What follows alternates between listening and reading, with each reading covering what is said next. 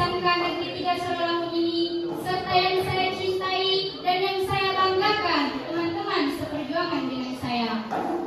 Yang pertama-tama dan yang paling utama, tiada kata seindah doa. Marilah kita panjatkan puja-puji syukur atas kehadiran Allah Subhanahu wa Ta'ala, yang mana berkat rahmat dan hidayahnya lah kita masih bisa melambaikan tangan, melangkahkan kaki, menggoyang-goyangkan bodi untuk SMK Negeri 3 Sorolangun ini.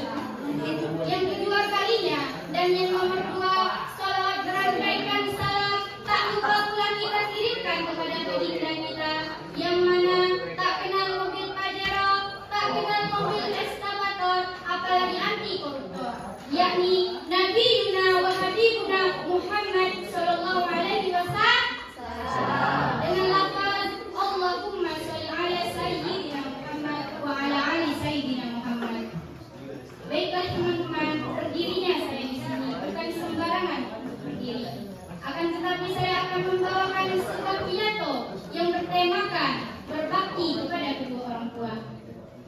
Hadirin yang berbahagia, sebagaimana Rasulullah Shallallahu Alaihi Wasallam bersabda, siapapun yang ingin dipanjangkan umurnya dan ditambahkan rezekinya, maka hendaknya mereka berbakti kepada kedua orang tua dan menjalin silaturahim. Mungkin ada banyak sekali dari kita yang tak tahu cara menyampaikan rasa sayang itu kepada kedua orang tua. Mungkin ada yang menyampaikannya lewat lisan dengan mengucapkan kata I love you di setiap malamnya kepada kedua orang tua, bukan kepada pacar. Dan ada juga yang menyampaikan dengan perilaku dan sikap. Apa contohnya? Ketika teman-teman hendak pergi menuju SMK Negeri 3 Sorolangun ini, teman-teman menjabat tangan kedua orang tua, mengambil tangan kedua orang tua lalu menciumnya. Itu adalah salah satu bentuk perilaku yang mencerminkan berbakti kepada kedua orang tua yang sangat mudah dilakukan, dan sudah pasti kita sudah melakukannya sejak dahulu. Dan kita yang dibesarkan oleh kedua orang tua dengan penuh cinta dan kasih sayang, maka sudah sepatutnya, sudah sewajibnya kita berbakti kepada mereka. Dengan cara apa kita berbakti kepada kedua orang tua? Apakah cukup hanya dengan mengikuti semua perintahnya dan menjauhi semua larangannya? Ternyata tidak cukup. Seiring dengan bertambahnya usia kita dan kita pun semakin dewasa, namun fisik dan tubuh kedua orang tua pun semakin melemah dan juga semakin rentan. Ada yang mengalami pikunan, bahkan penyakit-penyakit lainnya. Dan kita sebagai anak yang hendak berbakti kepada kedua orang tua, maka sudah sewajibnya, sudah sepantasnya kita merawat mereka dengan penuh cinta dan kasih sayang, seperti yang mereka lakukan dahulu hingga hari ini kepada kita. Mungkin suatu waktu nanti teman-teman merasa lelah, teman-teman merasa jenuh merawat orang tua kita yang sedang sakit ini, yang tak kunjung sembuh-sembuh. Mungkin ada juga yang merasa kesal terhadap kedua orang tua kita yang sudah tua ini, yang tak tahu lagi apa yang kita maksud. Namun disitulah Allah Subhanahu wa Ta'ala menurunkan ujiannya agar kita selalu sabar.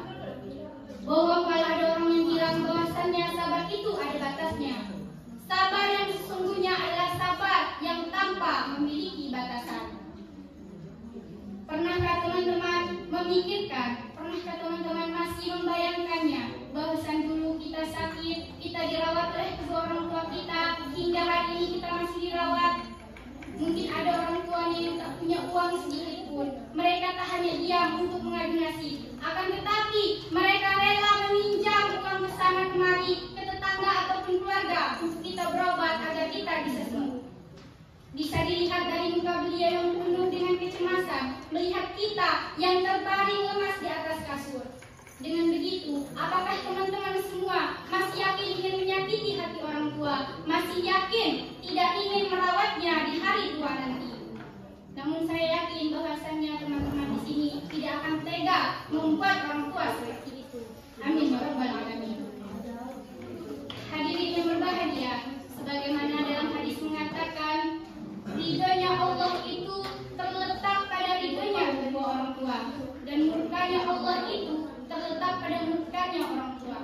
Maka dengan begitu, marilah kita kewajiban kita sebagai seorang anak yang selalu mendoakan kedua orang tua dimanapun dan kapanpun agar kita mendapatkan ridhonya, ridho Allah, ridho kedua orang tua, bukan rezeki ridho yang didangdut. Dan jangan pernah membuat orang tua itu merasa marah, merasa kesal sehingga mereka mengeluarkan kata-kata yang tak pantas dari mulut beliau. Lalu kita menjadi anak yang merugi di dunia. Na'udzubillah min dzalik.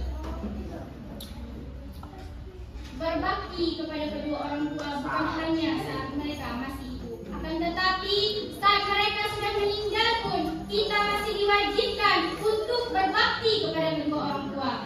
Orang tua memiliki banyak sekali hak-haknya terhadap kita, dan jika dari satu hak tersebut kita abaikan, maka sudah pasti kita menjadi anak yang durhaka. Jika orang tua sudah meninggal, apa hak tersebut? Yaitu berziarah ke kuburannya dan mendoakannya. Sebab Allah telah memberikan, Allah akan memberikan pahala yang begitu besar yang Allah sudah tetapkan akan hal tersebut. Dalam hadis mengatakan, barang siapa yang berziarah ke kuburan kedua orang tuanya atau satu di antara mereka pada hari Jumat atau pada malam Jumat, niscaya mereka akan mendapatkan pahala yang mabrur. Dan ketika orang tua telah meninggal dan ketika manusia telah meninggal, maka terputuslah semua amal baik baginya kecuali 3 perkara. Yang pertama adalah amal jariah. Yang kedua adalah doa anak yang soleh. Dan yang ketiga adalah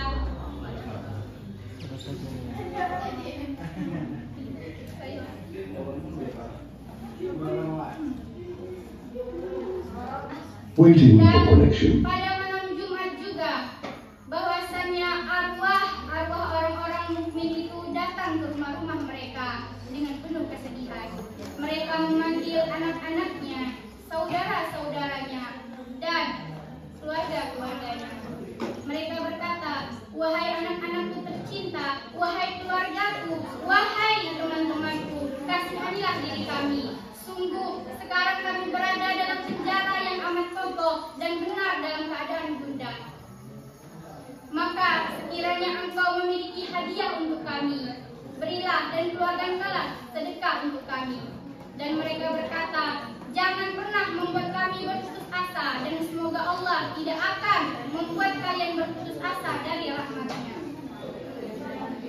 Maka dengan itu teman-teman, jangan lupa selalu menjalankan kewajiban kita terhadap kedua orang tua, baik mereka masih hidup di dunia ataupun sudah meninggal.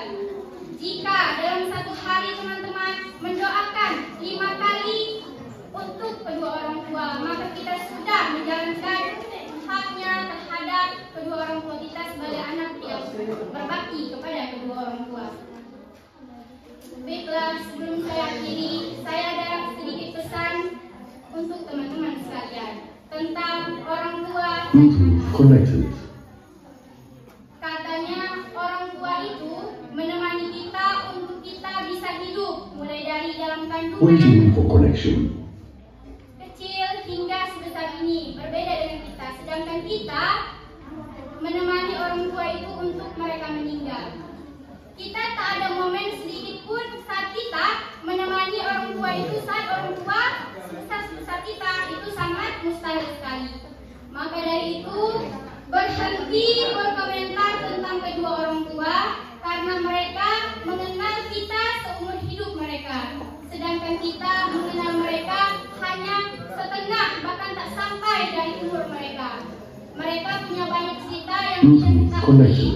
Jadi sangat tidak adil jika kita menghakimi mereka hanya karena ada beberapa hal yang tak sesuai dari ekspektasi kita.